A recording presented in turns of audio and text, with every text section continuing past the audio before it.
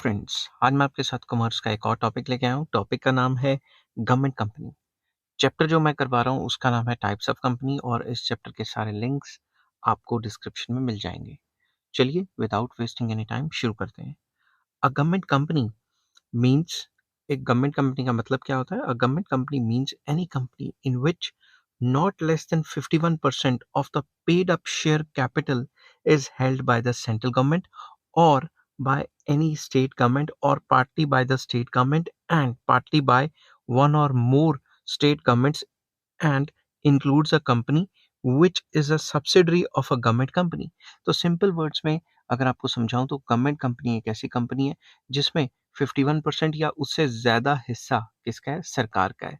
सरकार central government भी हो सकती है, सरकार स्टेट गवर्नमेंट भी हो सकती है और गवर्नमेंट कंपनी एक सब्सिडरी कंपनी भी हो सकती है। जैसे मान लो एक बड़ी कंपनी है, वो सरकार के कंट्रोल में है और बड़ी कंपनी के नीचे कई छोटी कंपनियां हैं, ठीक है?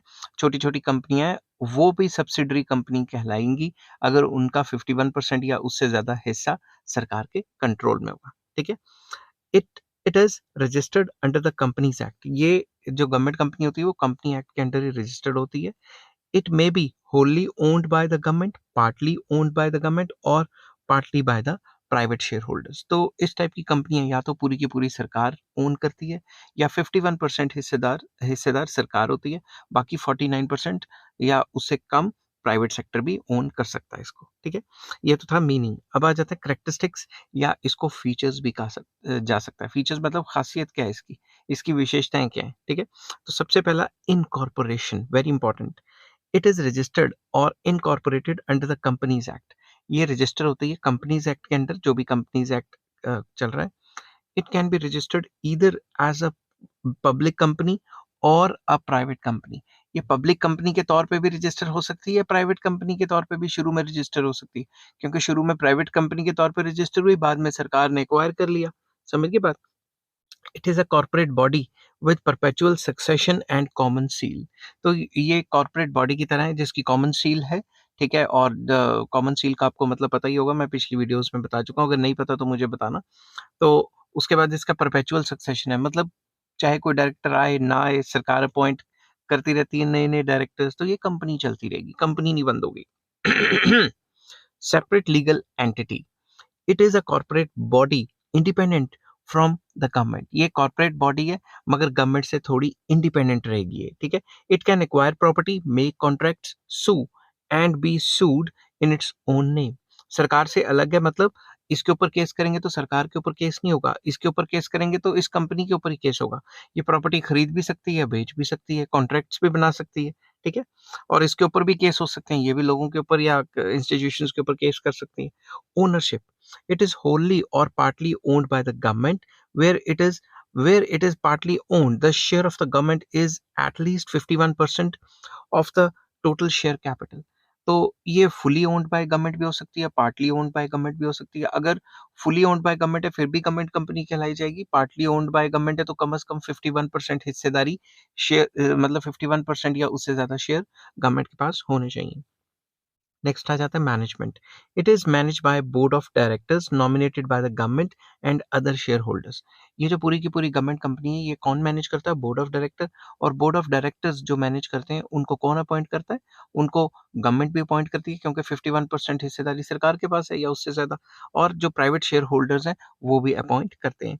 It can formulate its own policies. ये अपनी खुद की पॉलिसीज बनाती है, खुद के रूल्स रेगुलेशंस बनाती है। It may be granted exemption from certain provisions of the companies act.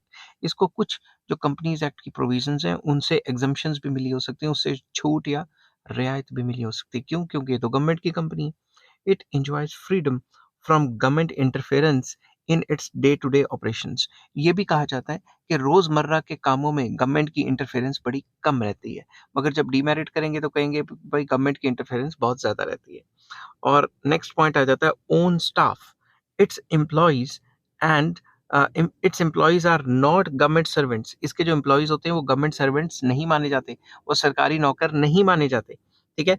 There appointment and service conditions are independently decided by the government itself. उनकी जो अपॉइंटमेंट होगी, कैसे एंट्रेंस देके, कैसे इंटरव्यू देके पास आएंगे, उनकी जो एम्प्लॉयमेंट की जो सर्विस सिलेक्शन है या फिर जो उनकी घर के ऊपर से हवाई जहाज जा रहा है, उसको तो मैं रोक नहीं सकता, थोड़ी बहुत आवाज़ आपको आएगी। तो उनकी जो सर्विस कंडीशंस है वो इंडिपेंडेंटली डिसाइडेड होती हैं, वो कंपनी डिसाइड करती है, ठीक है? तो वो सरकारी जो नौकरी वाले हैं उनके हिसाब से नहीं चलती, ठीक है? They are not governed by the civil service rules. जो सिविल सर्विसेज के जो रूल्स रेगुलेशंस हैं उनके हिसाब से उनकी जो सर्विसेज हैं वो नहीं चलती। नेक्स्ट आ जाता है फाइनेंशियल ऑटोनॉमी, फ्रीडम रहती है। इट एंजॉयज बोरिंग पावर, वो बोरो कर सकती है इस टाइप की company. It is not subject to budgetary accounting and audit controls applicable to government departments.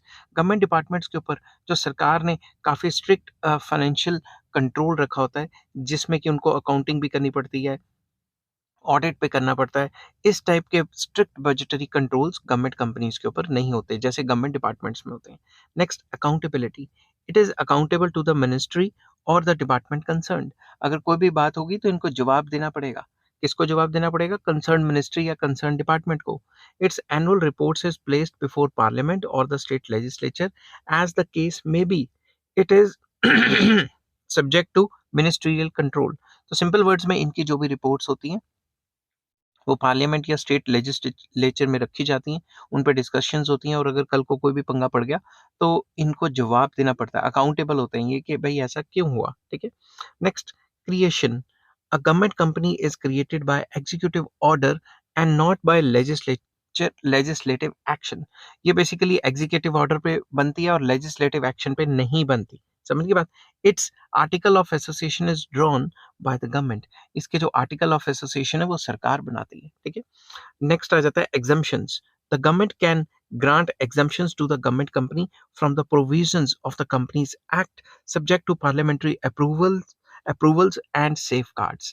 तो सिंपल वर्ड्स में गवर्नमेंट इसको इस टाइप की कंपनी को कुछ एग्जम्पशंस दे सकती है क्योंकि सरकार की खुद की कंपनी है, बट ये सारे एग्जम्पशंस को पार्लियामेंट में अप्रूव करवाना पड़ता है। समझ के बाद इनकी कुछ एग्जांपल है गवर्नमेंट कंपनी की। NTPC, NMDC, SBI etcetera are some examples of government company.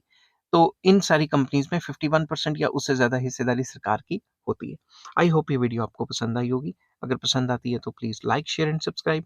इस चैप्टर के सारे लिंक्स आपको डिस्क्रिप्शन में मिल जाएंगे। Take care, bye bye.